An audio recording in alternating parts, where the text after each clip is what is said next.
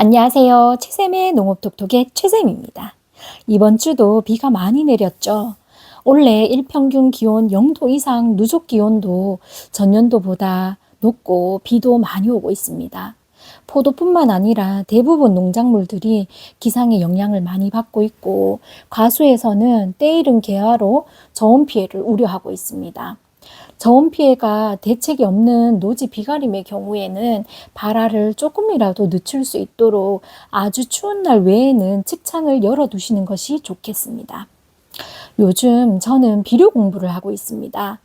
공부를 하면 할수록 내가 몰랐던 것이 참 많다는 것을 알게 됩니다.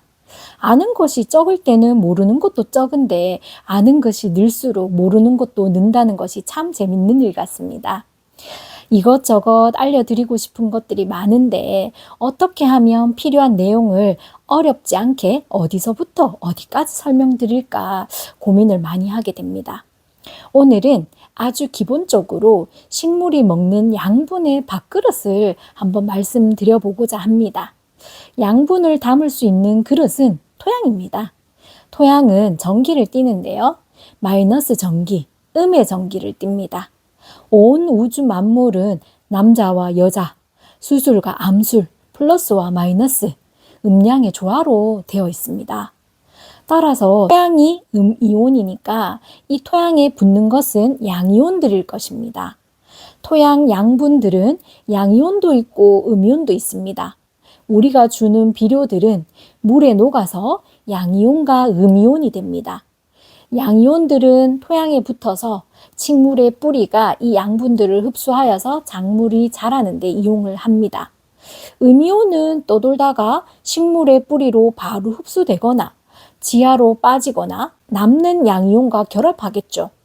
그런데 식물에서 가장 중요한 질소는 양이온 질소도 있고 음이온 질소도 있습니다.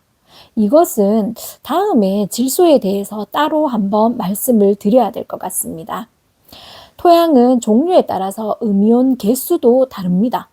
음이온의 수가 많을수록 양이온 양분이 많이 붙을 수 있겠죠. 그런데 우리나라 토양은 화강암이 모함으로 선천적으로 외국의 농업 곡창지대의 토양에 비해서 상대적으로 음이온의 수가 적은 토양입니다. 양이온 양분들을 붙잡을 수 있는 능력이 적다는 것이죠. 한마디로 밥그릇이 작습니다. 특히나 점질토에 비해서 모래땅은 배수는 잘 되지만 양분 보유 능력은 떨어집니다. 전문 용어로 CEC라고 합니다. 우리나라 말로 양이온 치온 용량이라고 하는데요. 이 양이온 치온 용량이 클수록 땅심이 좋은 토양이겠죠. 양이온 비료 성분으로는 암모늄 질소, 칼륨, 칼슘, 마그네슘, 철, 망간, 아연, 구리 등이 있습니다. 그런데 우리나라 토양은 선천적으로 땅심이 좋지 못하기 때문에 작은 밥그릇을 늘려주기 위한 방법으로 유기물 시용이 중요할 수 있습니다. 더욱이 양분 보유 능력이 적은 사질토일 경우에는 적극적으로 유기물 시용이 필요합니다. 유기물은 탄소를 포함하여서 불에 타는 것들이 모두 유기물이고 탄소가 포함되어 있지 않는 화학비료는 모두 무기물입니다. 유기물은 각종 음이온과 양이온의 무기 양분을 저장하는 저장소이고 미생물의 먹이가 되고 미생물이 번식할 수 있는 장소가 되고 토양을 뭉쳐주어서 토양을 입단화시켜서 공기가 잘 통하도록 해주는 등의 화학적으로나 물리적으로나 여러 가지 좋은 역할들을 합니다. 유기물을 증가시키기 위해서 가축분 퇴비나 혼합 퇴비 등을 사용합니다만 이런 퇴비들에도 비료 성분이 많기 때문에 지나치게 많이 사용하면 오히려 농사를 망치게 됩니다. 특히 과원을 조성할 때 지나친 대비 투입으로 작물이 자랄 수 없게 되어서 폐원하는 사례는 제가 여러 번 말씀드렸습니다. 따라서 매년 토양 검사를 통해서 필요한 만큼 시비하셔야 합니다. 여러분들 전정가지 어떻게 하셨어요? 방천둑에 쌓아두시는 분들도 많이 보았는데요. 전정가지는 매년 파쇄하셔서 가온에 돌려주면 좋은 유기물이 됩니다.